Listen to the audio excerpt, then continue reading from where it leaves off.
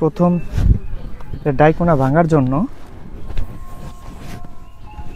এখানে অনেক সময় আমরা ভুলটা করি কি ফিতার এই মাথায় ধরি, হ্যাঁ আসলে আলটিমেটলি মাথায় না ধরে এখানে 1 ফিট কমে ধরাটা ভালো, কারণ ওই জায়গাটা অনেক সময় 19-20 হয়।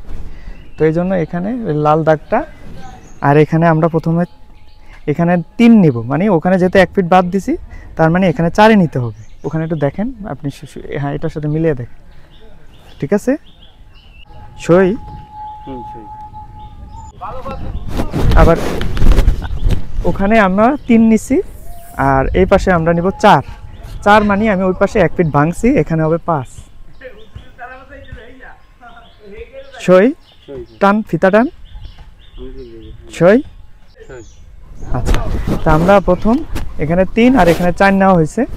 নেওয়ার পরে আমাদের এই ত্রিভুজটা যদি আমাদের 6 হয়, হ্যাঁ 6 মানে আমরা ওখানে 1 ফিট ভেঙে ধরছি, ফিতাতে কোনো প্যাচ থাকা যাবে না, ফিতাটা একদম সোজা থাকতে হবে স্ট্রেট।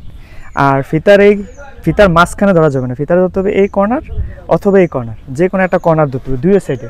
আপনি কোন সাইডে ধরছেন? সামনের সাইড না? আচ্ছা, সই সই, শিওর? ওকে। এই যে এখন আমাদের এই কোণা আর ওই কোণা মেলার কারণে এই জায়গাটা আমাদের এখন 90 ডিগ্রি, একদম এদিকেও আমার 90 ডিগ্রি, এদিকেও 90 ডিগ্রি, এদিকেও 90 ডিগ্রি।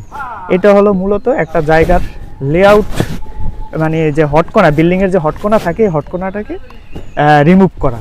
আগে এটা আমাদের ভালো একটা হটকোনা ছিল, এটা আস্তে আস্তে আমরা, যেমন যদি আমাদের এখানে এই 5 না মিলতো তখন আমরা একটা সুতাকে এদিক সেদিক সরানোর পরেই কিন্তু মূলত আমাদের এই স্পেসটা অ্যাকুরেট হয়ে যায়। প্রতিটা সুতা যদি চেঞ্জ করা হয়, যদি ওদিকে এটা 1 ফুট সরাই, আবার এখানে এটা যে 3 4 এটা কিন্তু বারবার সুতা সরানোর সাথে সাথে 3 4 এটা কিন্তু অ্যাডজাস্ট করে নিয়ে দেন এটাকে 5 মিলাইতে হবে।